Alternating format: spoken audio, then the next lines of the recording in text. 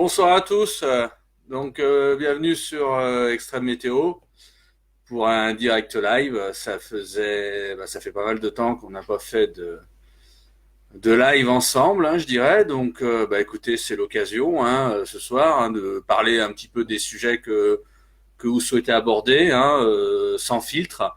Et puis voilà, pas spécialement de ligne directeur ou de quoi que ce soit. Allez-y. Bon, vous êtes en train de nous rejoindre. Bonsoir à tous. Hein, bonsoir à Janie, bonsoir à Samuel, bonsoir à Paul. Un salut à Florian. Un bonsoir à Olivier. Un bonsoir à Port-Valdur. Et puis un salut à Yves. Euh, et oui, enfin non, là, Jon Snow, non, là, enfin Winter is not coming. Hein, c'est plutôt Summer is coming. Écoutez, on va commencer tout doucement. Là, vous êtes environ une trentaine à suivre. Donc, n'hésitez pas à faire je dirais, le défilé, à poser des questions. Alors, évitez de poser deux fois la même question. Hein, rassurez-vous, je répondrai à tout le monde. Des questions sur les sujets qui vous intéressent, qui vous importent, je sais pas, les prévisions, un peu éventuellement un peu de climatologie, la tendance saisonnière, voilà, des phénomènes météo tout simplement, d'autres choses. N'hésitez pas, j'ai pas l'intention de faire un monologue à non plus finir sur un sujet éventuellement qui vous intéresserait pas. Donc c'est pour ça que on rattaque un petit peu les lives sous cette forme-là. Je vais continuer le fil des saluts d'abord, hein, donc un hello à Raphaël, un bonsoir à Julie, un bonsoir à Sandrine, un bonsoir à Michael, un salut à Quentin. Et voilà. Et donc j'ai une première affirmation, enfin une première remarque d'Olivier. Été 2018 sec, automne sec, hiver sec et printemps 2019 sec. Cela devient long et inquiétant pour la nature. En effet, oui, c'est vrai qu'on peut se poser des questions, effectivement. Nombreux sont à se les poser, effectivement. Avec une succession de saisons sèches, hein, je dirais que ça va même au-delà de 2018. Hein. C'est plutôt en France, on a quand même depuis même 2015 plus de saisons sèches que de saisons humides, hein, clairement. Voilà, est-ce que les choses peuvent éventuellement changer? Je dirais que non. À l'appui de la tendance saisonnière, on voit que la fin du printemps devrait être quand même assez sèche, surtout sur la moitié nord. L'été pourrait être aussi assez sec. Encore que, on voit quand même pas mal de nuances aussi un petit peu sur les modèles et à l'appui de certains indices. Donc c'est pas aussi net que ça, mais je dirais que bon, globalement, malheureusement, après un hiver 2018-2019 beaucoup trop sec globalement, la recharge hivernale a été insuffisante, clairement, au niveau des nappes. Et donc maintenant, on se retrouve dans une période où le stress hydrique va commencer, d'autant plus que la végétation démarre, comme vous l'avez vu, surtout avec les chaleurs qui arrivent. Effectivement, on peut s'inquiéter. Alors, vous verrez que la semaine prochaine, on devrait avoir un peu de pluie, notamment dans le sud, éventuellement sur la façade ouest, en liaison aussi avec des orages, possiblement. Mais malheureusement, je dirais pas de quoi résoudre la sécheresse. Et je dirais que la sécheresse pourrait quand même devenir préoccupante quand même. On voit qu'on va avoir une tendance sèche quand même qui s'installe notamment sur le nord et le nord-est du pays. Effectivement, la semaine prochaine ne sera pas très arrosée dans le nord et dans le nord-est, c'est moins qu'on puisse dire a priori. Effectivement, voilà, il n'y a pas de grandes perspectives, je dirais, pour nos nappes, hein, malheureusement, hein, qui sont à un niveau à peine normal dans certains secteurs, souvent plus bas que la moyenne dans de nombreux secteurs. Et je parle pas bien sûr de la végétation de surface qui risque de commencer à souffrir. Alors c'est un sujet peut-être qu'on aura l'occasion de réaborder dans la soirée. Jérôme, changement de programme la semaine prochaine. Alors changement de programme, oui, parce que la semaine prochaine on va se retrouver quand même globalement dans un flux de sud à sud-est. On sera, je dirais, en prise avec l'influence d'un talweg atlantique. Donc c'est une descente froide qui s'opère, je dirais, en direction de la péninsule ibérique, qui fait qu'on va avoir des remontées douces et humides. Notamment, on risque d'avoir pas mal de pluie entre lundi, mardi et mercredi près du pourtour méditerranéen. Encore, ça reste encore à affiner. Éventuellement des orages aussi sur la façade ouest.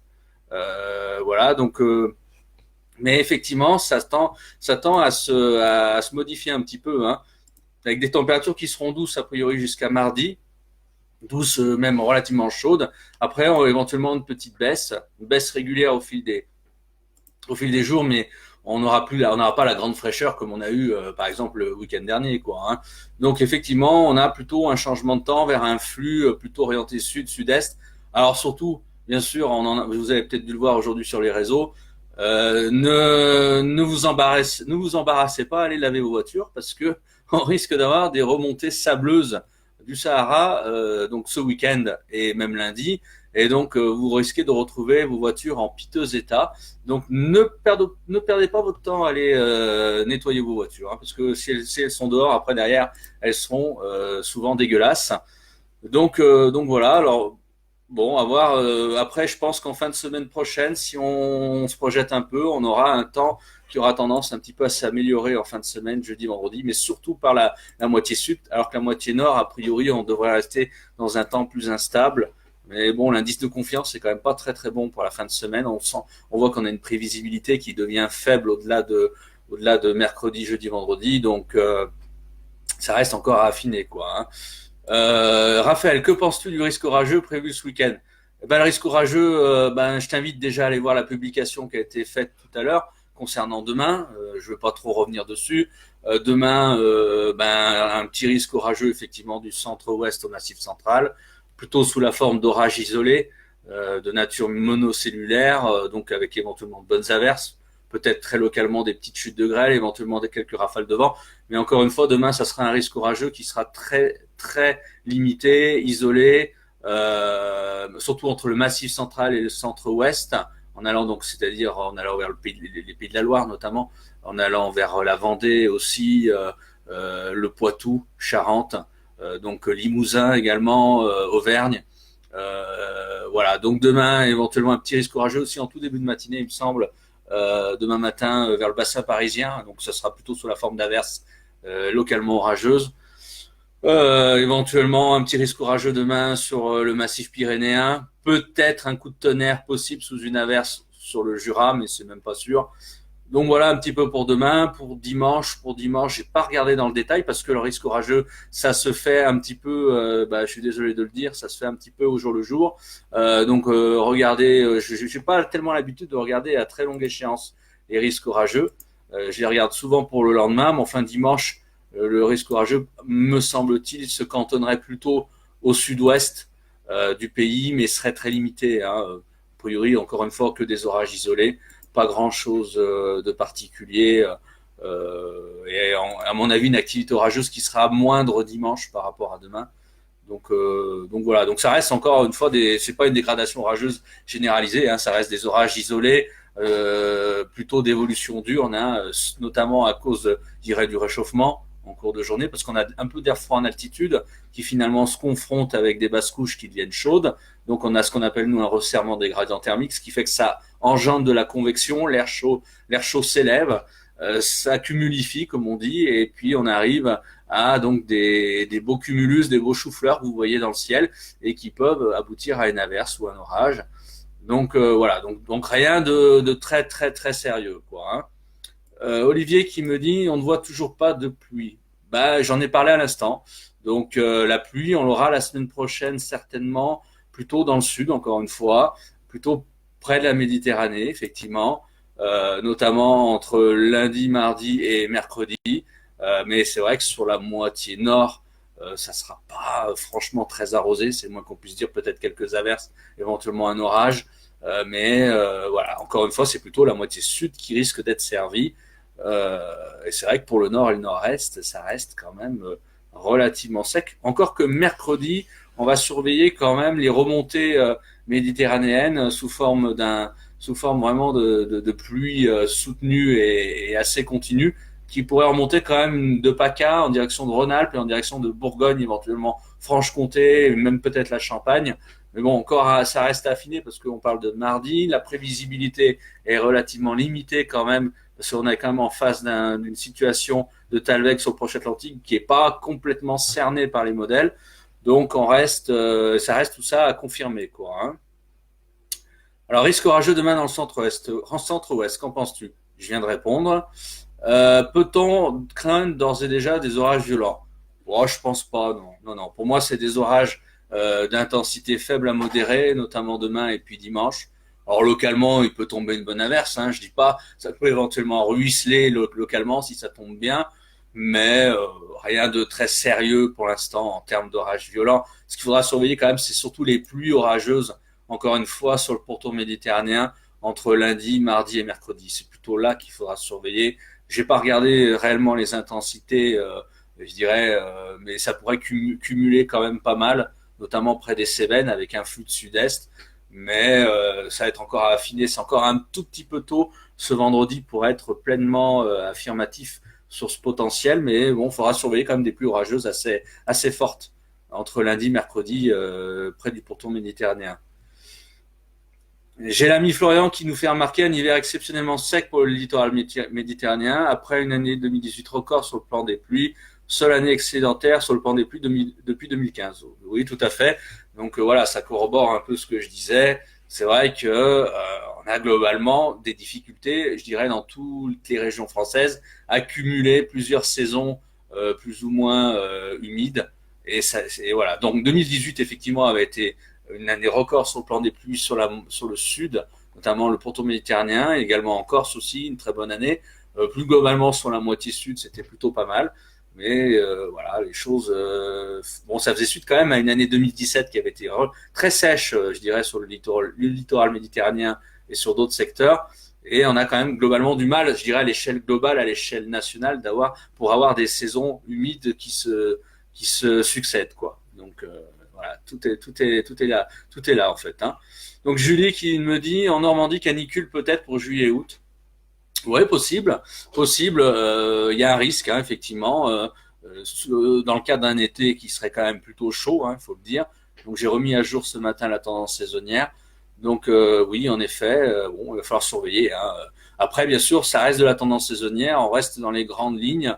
Donc c'est impossible de dire telle période il y aura une canicule ou pas. Hein. Ça c'est pas possible. Hein. On reste sur les. Vous savez que la tendance saisonnière, c'est rester aussi dans les grandes lignes. C'est-à-dire c'est essayer d'appréhender sur un mois donné, par exemple au mois de juillet, est-ce qu'il y aura un excédent thermique ou bien un déficit? Est-ce qu'il y aura un excédent pluviométrique ou bien un déficit? Ou est-ce qu'il y aura un excédent d'ensoleillement ou bien un déficit? Voilà, donc c'est plutôt dans les grandes lignes, tout comme on essaye d'esquisser plus ou moins le placement des centres d'action, c'est-à-dire anticyclone, dépression. Mais voilà, après dans le détail, il est impossible de dire à ce jour, vous aurez une canicule par exemple du 15 au 25 juillet, quoi. Voilà, donc c'est une hérésie de pouvoir penser, je dirais prévoir cela.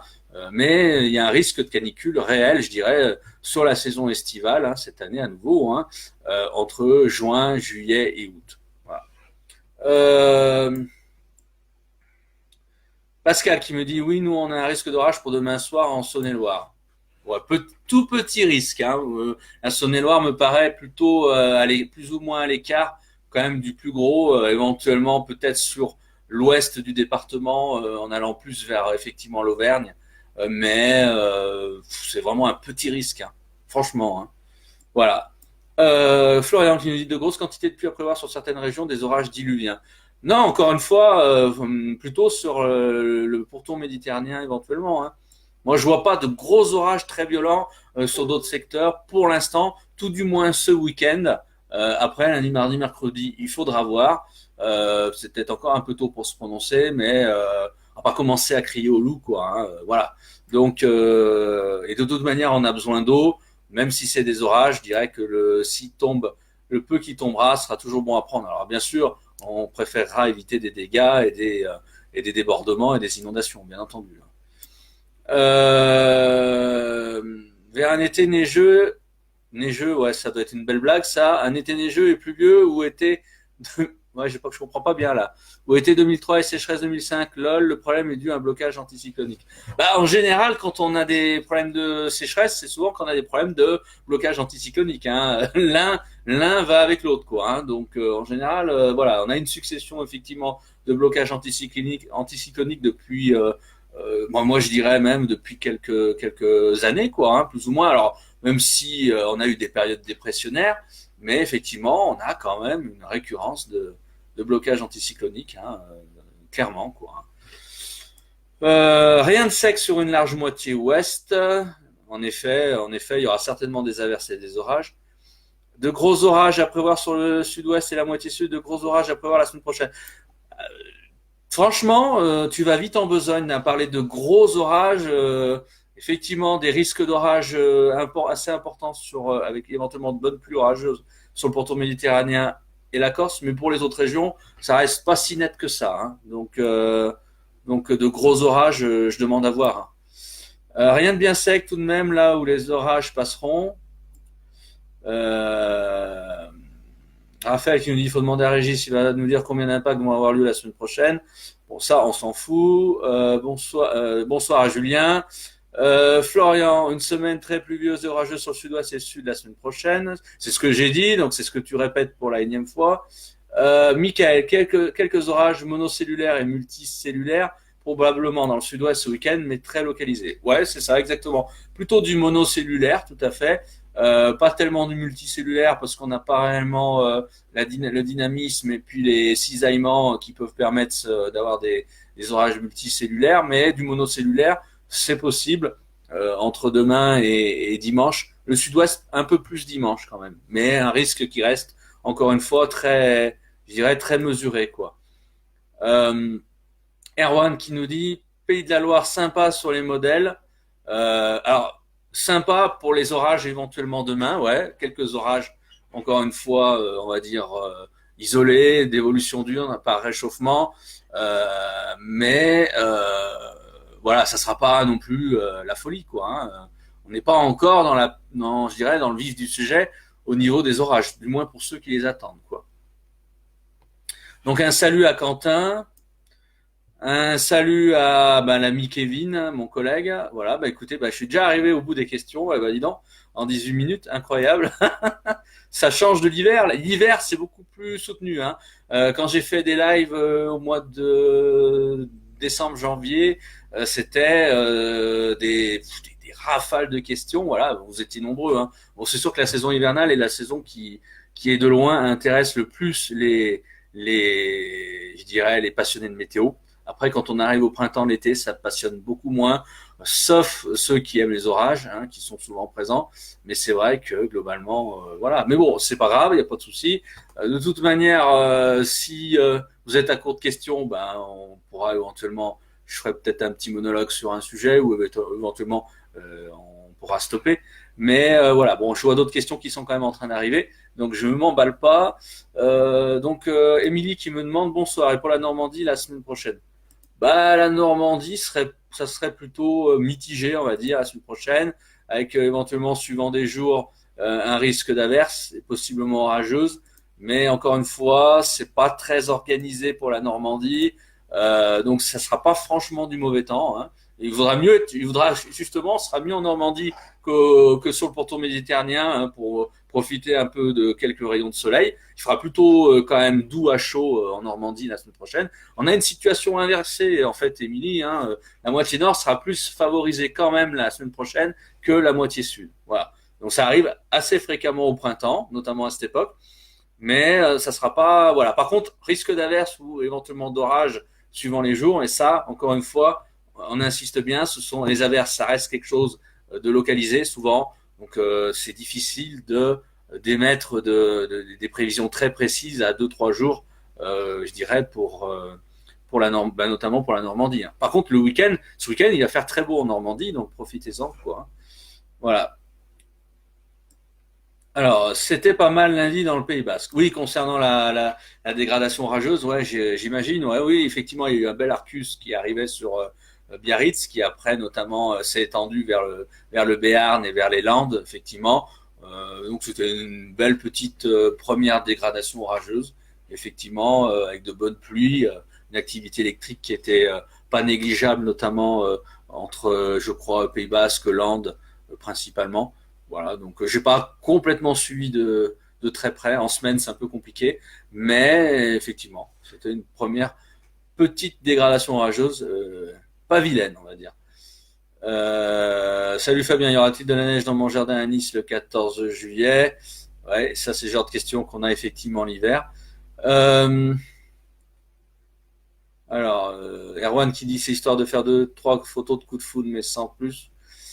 Alors, Paul, avez-vous pris en compte pour votre prévision saisonnière le dicton du vent des rameaux? En effet, celui-ci est venu de nord à nord-est et cela se vérifie à 70% d'après certaines sources. Un vent d'est à nord-est nous amènerait un été sec, mais sans excès niveau température. Alors là, les dictons, vaste sujet. Moi, franchement, je vais donner mon avis. Si je dois faire enfin, je suis qu'un amateur, hein. Je suis qu'un humble amateur, donc on peut tout à fait remettre largement en cause mes compétences, sans problème. Donc moi, je suis juste un passionné de météo, amateur. Éventuellement, vous pouvez me qualifier si vous voulez d'amateur éclairé.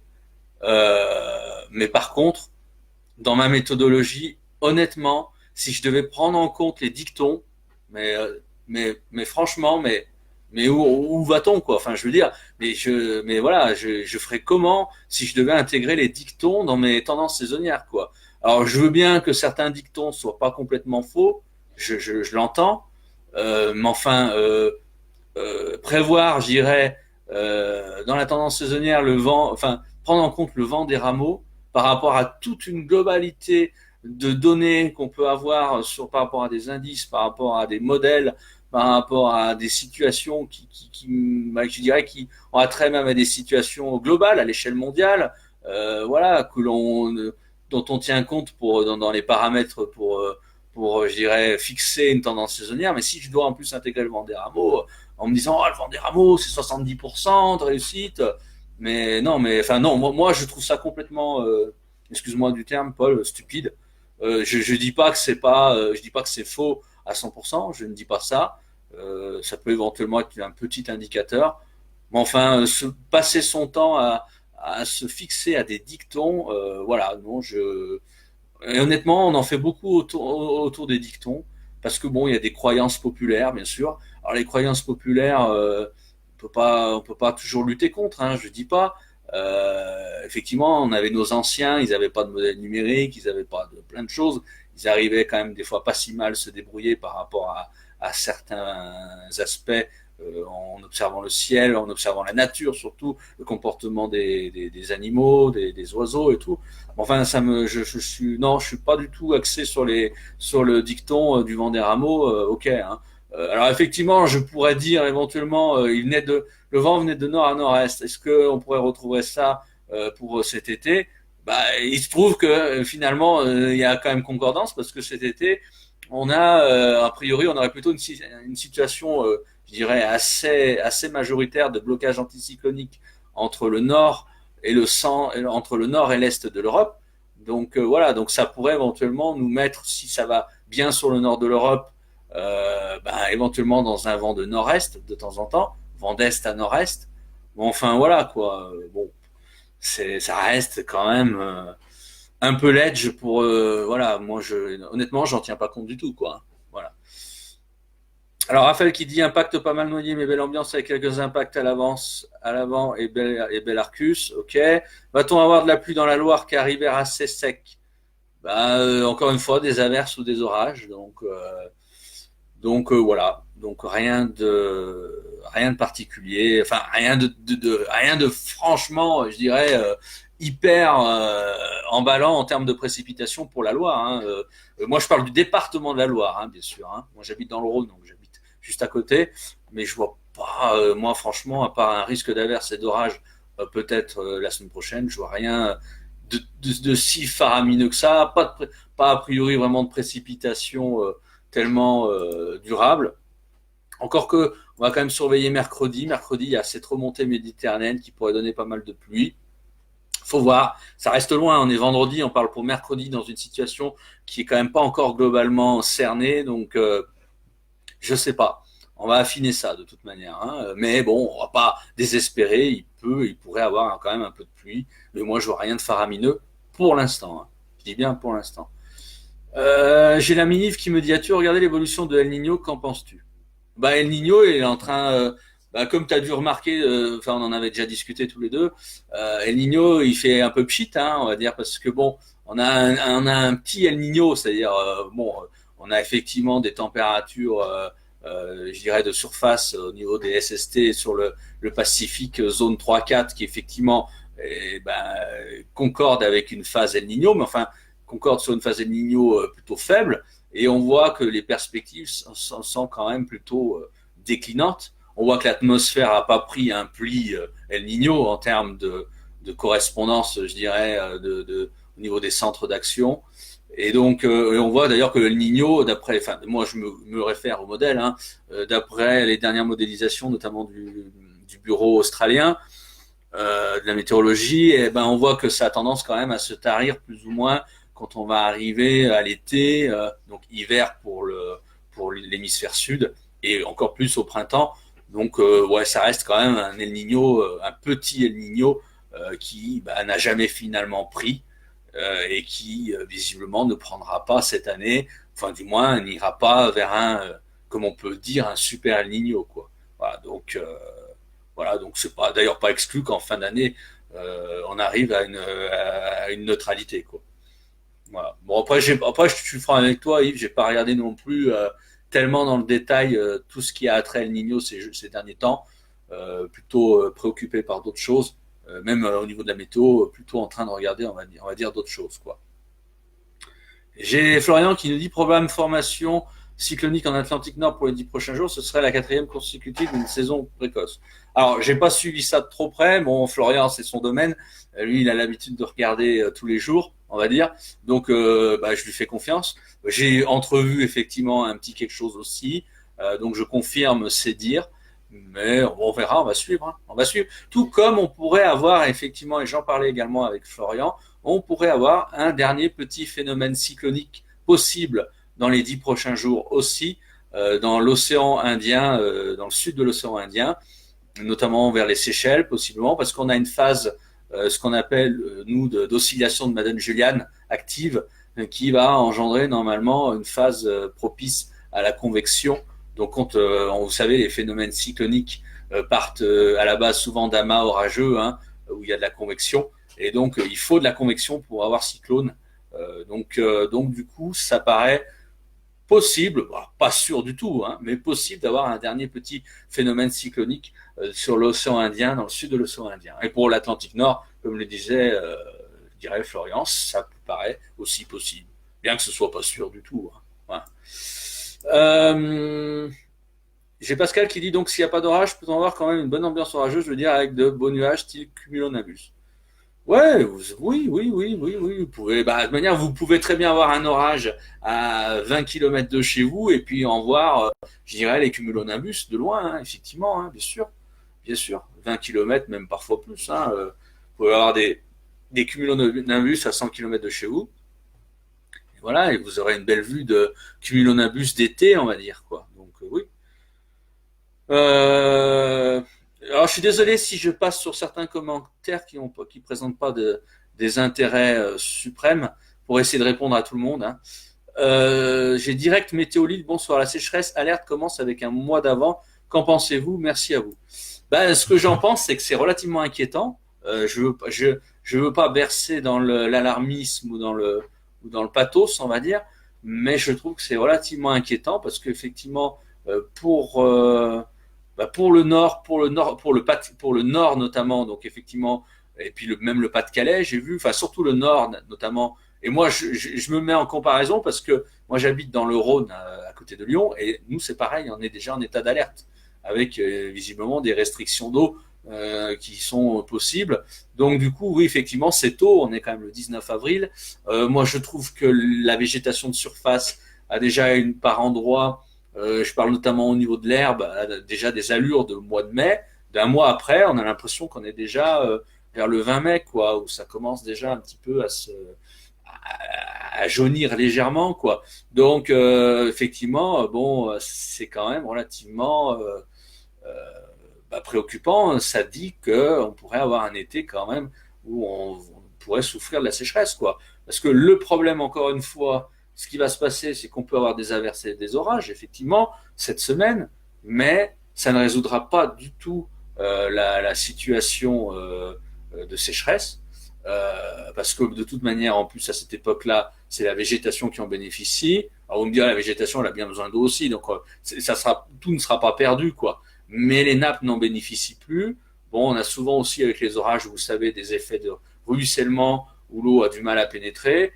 Donc c'est pas excessivement bon. Alors d'autant plus si on parle de votre département, le 59, ce sont des départements au nord de la Seine quand même qui subissent la sécheresse un peu plus que certaines autres régions françaises. Et effectivement, et les perspectives de pluie et de sont pas phénoménales la semaine prochaine, hein, moins que dans certaines autres régions françaises. Et voilà. Et je dirais que même pour les prochains mois, si on a effectivement une situation qui se confirme allant vers un blocage assez fréquent sur le nord de l'Europe, ça sent vraiment la sécheresse au nord de la Loire, quoi. Hein. Voilà. Hein. Donc bon, voilà. Je veux pas être pessimiste ni alarmiste. Les choses peuvent évoluer toujours. La tendance saisonnière peut se tromper. Je peux me tromper. On peut avoir quelque chose de bien différent, mais c'est délicat quand même. C'est franchement délicat.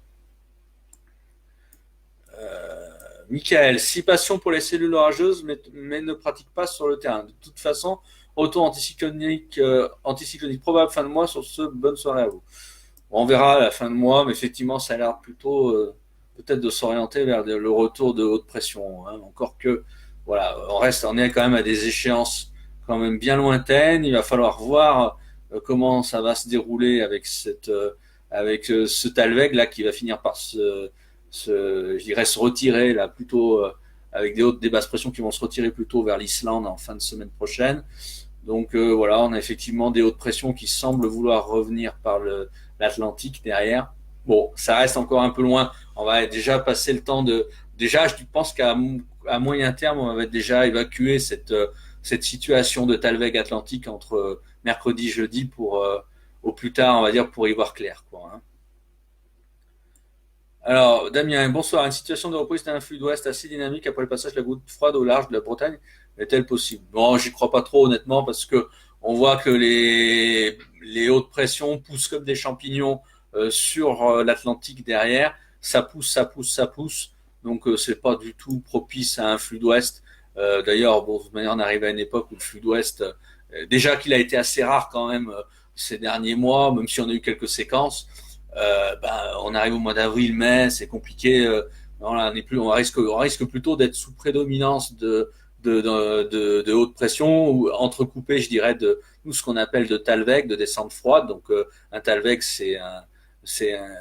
une vallée dépressionnaire, on va dire, qui se fait entre deux anticyclones et puis ou de gouttes froides éventuellement. Donc les gouttes froides, je vous rappelle, ce sont des dépressions qui sont isolées et je dirais qui sont dans un environnement qui sont entourés, je dirais, d'anticyclones, quoi. Donc la goutte froide est déconnectée par essence, je dirais, du train dépressionnaire atlantique. Voilà, donc ça me semble compliqué d'avoir un flux d'ouest dynamique, comme vous dites. Très compliqué. Euh, Bonsoir. Peut-on tirer un lien avec la sécheresse sur l'ensemble du territoire et l'impact sur les conditions anticycloniques de l'été avec des orages locales? Non, franchement, il n'y a pas d'impact précis, quoi. Hein. Je dirais que bon, après, la seule chose, c'est que la sécheresse, c'est qu'on a on a moins d'évapotranspiration, donc on a moins. Je dirais que les situations de sécheresse ont tendance à entretenir, à favoriser quand même les fortes chaleurs, souvent, surtout quand on a des conditions anticycloniques. Et je dirais que ça aurait peut-être tendance plutôt je dirais, à pas trop favoriser les orages. Mais bon, encore une fois, ce qui est le plus important quand même dans tout ça, c'est plutôt les situations synoptiques. C'est la synoptique qui conditionne tout. Hein. C'est-à-dire un Talweg bien placé, une goutte froide bien placée qui peut donner des orages.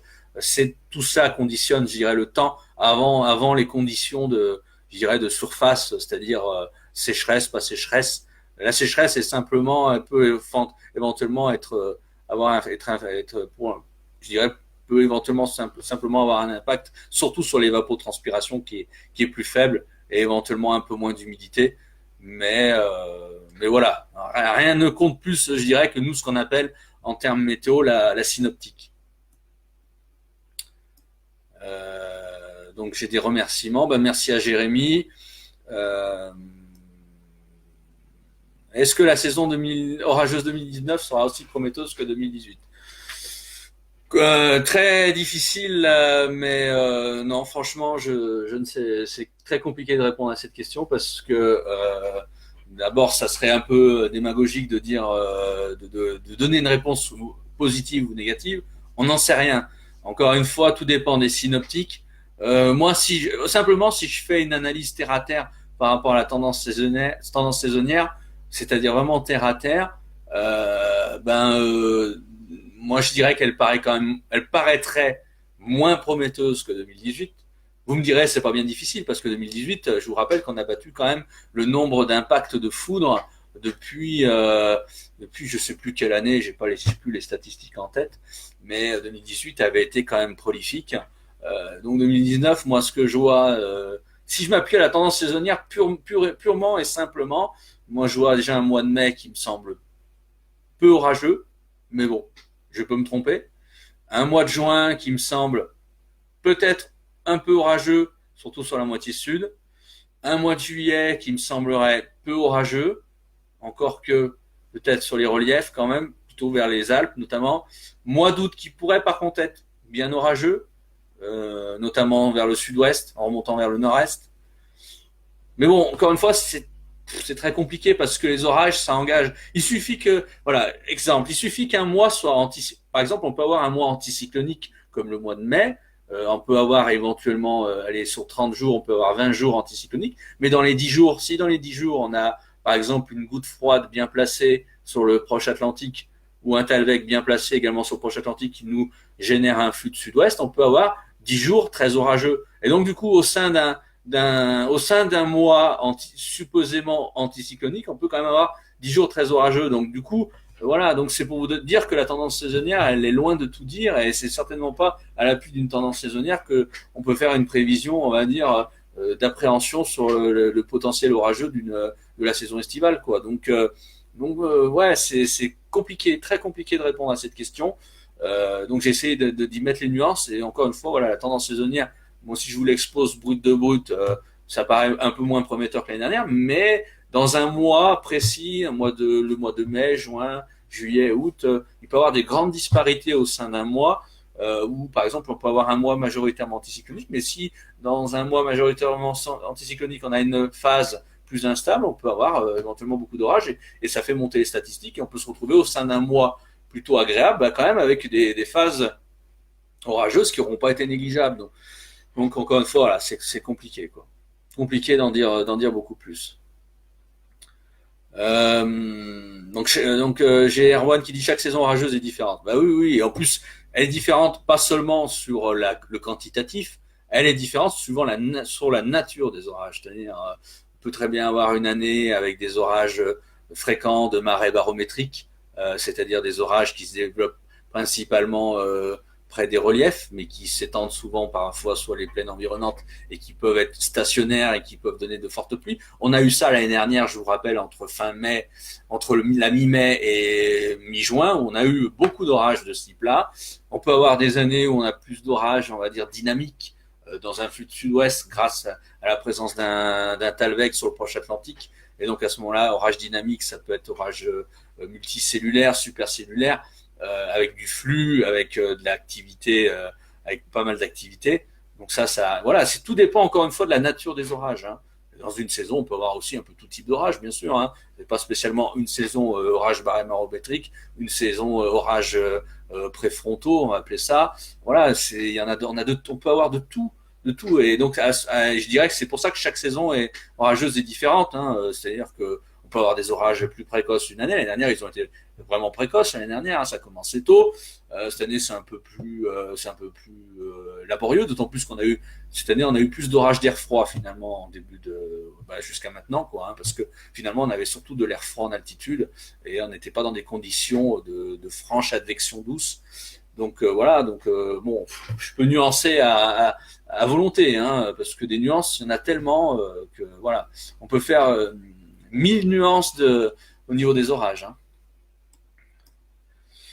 Samuel, du point de vue des températures, on peut voir que nous sommes presque passés de l'hiver à l'été en 4-5 jours sur la moitié nord, après le coup de froid tardif et les gelées du week-end dernier. Ce gel a parfois causé des dégâts sur la végétation déjà avancée. Cela est malgré tout typique du printemps. Oui, là-dessus, il n'y a absolument rien d'exceptionnel. Ça arrive assez fréquemment de passer un petit peu, entre guillemets, de l'hiver à l'été, où on a souvent quand même des coups de froid tardifs jusqu'à mi-avril, globalement, et ça a été le cas cette année. Alors cette année, c'est vrai que c'est quand même destructeur, notamment sur les vignobles et les cultures, parce que gros problème quand même, et ça il faut quand même pas se l'enlever de la tête, c'est pas le problème n'est pas le coup de froid tardif, parce que les coups de froid tardif, on en a quand même régulièrement chaque année. Le problème, c'est le démarrage trop tôt de la végétation et de tout ce qui a trait à la végétation et des cultures. C'est parce qu'on a eu un mois de février exceptionnellement doux, pour rappel. Hein.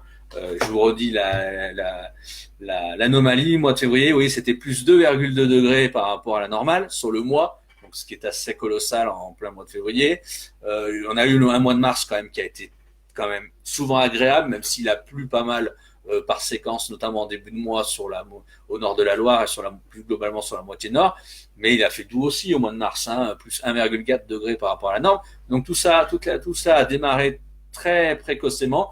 Et si bien quand on arrive au mois d'avril avec un coup de froid tardif, avec plusieurs jours de gelée consécutifs, notamment dans certains secteurs, et ben forcément ça fait très très mal aux cultures, aux vignobles, et on aura malheureusement des conséquences. Je pense en termes de prix, notamment au niveau des fruits et légumes. Il ne faut pas s'attendre, parce que même si on a eu des protections au niveau des vignobles, avec des bras zéro, tout ça, mais tout ça ne résout pas tous les problèmes, quoi. Donc il y a certains vignobles qui ont dû être quand même impactés, quoi. Voilà, donc ça, malheureusement, on a eu ça l'année dernière, je crois, un petit peu à degré moindre. Je trouve que cette année, c'était plus corsé, mais ça a tendance quand même à se répéter assez souvent. Et c'est quand même, donc ça vous dit aussi que c'est quand même un véritable problème aussi de ne pas avoir des hivers dignes de ce nom. Alors, ça veut pas dire d'avoir des hivers avec des températures en dessous des normales tout l'hiver, c'est pas ça le problème. C'est d'avoir des hivers au moins normaux entre guillemets. Cette année, on n'a pas eu un hiver normal. Encore une fois, malheureusement, on a quand même eu un mois de décembre. On était plus 2,1 au-dessus des normes. Je parle strictement des températures pour le coup. On a eu au mois de janvier, on a eu le seul mois un petit peu, on va dire hivernal, où on est dans les normes, hein, moins 0,3. Et on a le mois de février, on a fini à plus 2,2. Alors, donc l'anomalie, elle est quand même largement positive hein, sur l'hiver, avec en plus des précipitations qui n'ont pas été phénoménales non plus. Donc c'est sûr qu'on souffre derrière, quoi. Et la nature a du mal la nature, c'est pas non plus très bon de ne pas avoir des saisons, on va dire, un peu marquées, quoi. Hein. Euh, Raphaël qui nous dit 2018, en vrai, si on enlève le mois de mai, ça reste une année certes très orageuse, mais rien d'exceptionnel non plus. Non, pas exceptionnel, effectivement, je suis d'accord, mais enfin, quand même bien orageuse et quand même pas mal beaucoup d'impact de foudre, hein. Un record d'ailleurs par rapport en remontant assez loin hein, au niveau des années. Mais on a eu effectivement, ça a été quand même assez contrasté suivant les mois. On a eu mai jusqu'au 15 juin, puis après ça s'est quand même relativement calmé aussi, quoi. Donc voilà. Kenny, bonsoir Fabien. Je voudrais savoir comme je suis sur la route de Paris à Nîmes en passant par Lyon, est-ce qu'il y a un risque d'averse pour cette nuit? Non, non, non, non, non, non. Paris, Lyon, Nîmes, non, il n'y a aucun problème à cette nuit. Pas de souci. Peut-être, vous pouvez peut-être éventuellement avoir une averse en sortant de Paris. Je sais pas, j'ai vu qu'il y avait un petit orage tout à l'heure du côté de la Somme. Il y a un petit risque orageux cette nuit sur la région parisienne, mais vraiment petit, hein, petit. Et après, je pense qu'en arrivant sur la Bourgogne, en arrivant sur Lyon et tout, non, il n'y a pas de, il y a rien de particulier, il y a rien de bien méchant. Hein. Si vous avez vous pouvez toujours avoir 3 gouttes, mais rien de spécial, quoi.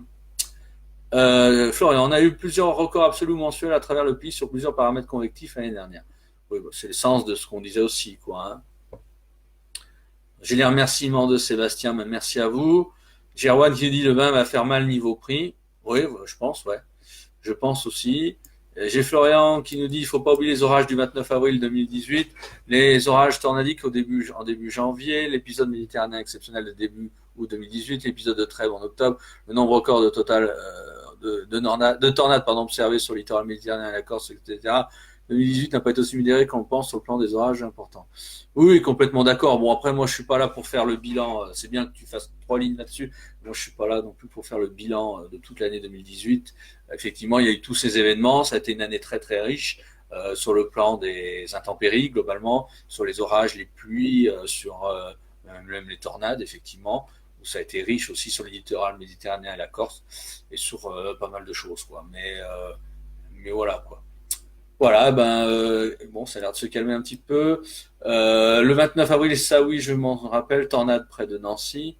Ouais, ça c'était un épisode qui a été quand même assez précoce l'année dernière, hein, de sorte, enfin, aussi important, quoi, je dirais, hein, où on a eu quand même superposition de plusieurs phénomènes venteux, notamment aussi également en Champagne, hein, sur un couloir, notamment vers Châlons-en-Champagne aussi, où il y a eu quand même pas mal de phénomènes venteux violents aussi. Ça, c'était l'année dernière, à peu près à cette époque, quoi. J'ai Naïm qui me dit, je pense pas avoir une saison très orageuse comme 2018. Après, tout dépend où vous habitez aussi, hein. Encore une fois, il y a des disparités régionales, comme on dit, hein. Voilà, bah écoutez, on a fait quoi? 50 minutes d'émission. Bon, le flot de questions a l'air de se tarir. Bon, on a fait un petit point, je dirais, sur les prévisions. Encore, je suis pas rentré dans les détails. On a abordé pas mal de sujets. Mais bon, on peut continuer si vous voulez, hein. Mais voilà, donc je pense enfin moi j'ai abordé le principal. J'ai pas l'intention excusez-moi, de rester encore très longtemps avec vous. Voilà, c'était simplement un petit direct ce soir pour remettre un petit peu les choses en route. On refera peut-être un direct plus tard avec plus d'organisation, peut-être en équipe, voilà, avec peut-être des invités aussi. Je l'évoquais notamment avec nos confrères et amis belges là qui souhaiteraient faire aussi une émission avec nous. Donc ça pourra être l'occasion. On parlera de divers sujets. Alors j'ai Raphaël qui quand même rebondit, qui me dit après je me pose la question au niveau des impacts de foot. J'imagine qu'à l'époque les détections étaient bien moins bonnes que maintenant, donc ça peut y jouer pour l'année dernière.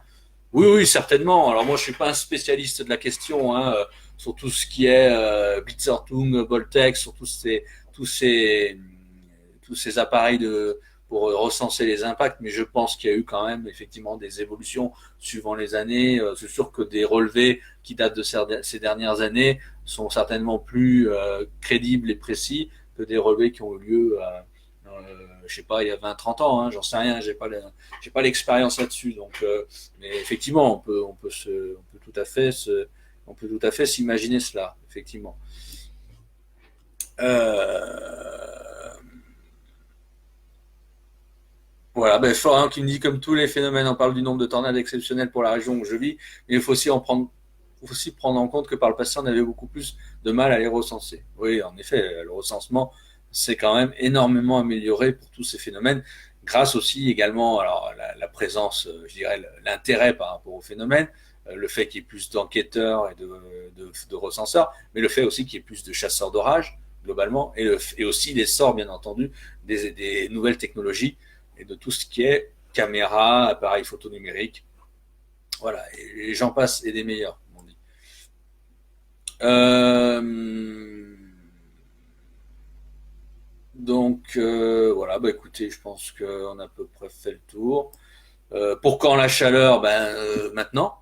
Voilà, Jojo, maintenant. Ce week-end, 24-25 dans certains secteurs. Donc moi j'appelle ça de la chaleur, enfin de la chaleur modérée, mais de la chaleur quand même. Euh, Voilà, Raphaël qui nous dit la saison a bien démarré aux États-Unis en tout cas. Oui, effectivement, voilà, on a une saison qui est à peu près dans les normes aux États-Unis. Si on parle simplement du nombre de tornades, on est très légèrement en dessous des normes, mais c'est vraiment très léger, quoi. Mais effectivement, on a une saison qui démarre avec des phénomènes violents, hein, on l'a vu, hein, grêle, orage, tornades, notamment hier encore dans le Mississippi. Voilà, donc l'autre jour on a eu des tornades aussi dans le Texas. Voilà, donc on a encore un risque d'orage et de tornades la semaine prochaine, début de semaine. Là, ça va se décaler un peu plus vers l'ouest au niveau des États-Unis, plus vers l'Oklahoma, le Texas, le Kansas. Après, ça se redécalera un tout petit peu vers l'est aussi, vers le Mississippi. Mais non, voilà, la saison effectivement a démarré aux États-Unis. Euh, voilà, donc écoutez, je pense qu'on va arriver au bout tout doucement. Voilà, bah écoutez, je vais vous laisser sur ce. En tout cas, passez un bon week-end, passez une bonne soirée. Voilà, profitez quand même des sensations plus ou moins estivales, hein, parce que ça a quand même commencé. On a quand même eu des 24-25 degrés un peu partout aujourd'hui. Ça va durer plus ou moins dans les prochains jours, au moins jusqu'en milieu de semaine, même si ça sera surtout quand même plutôt vers la moitié nord. Et puis voilà quoi. Donc voilà tout ce que je vais vous dire. Donc bah, écoutez, passez une bonne soirée, un bon week-end à tous, et puis je vous dis à bientôt. Bye bye, merci.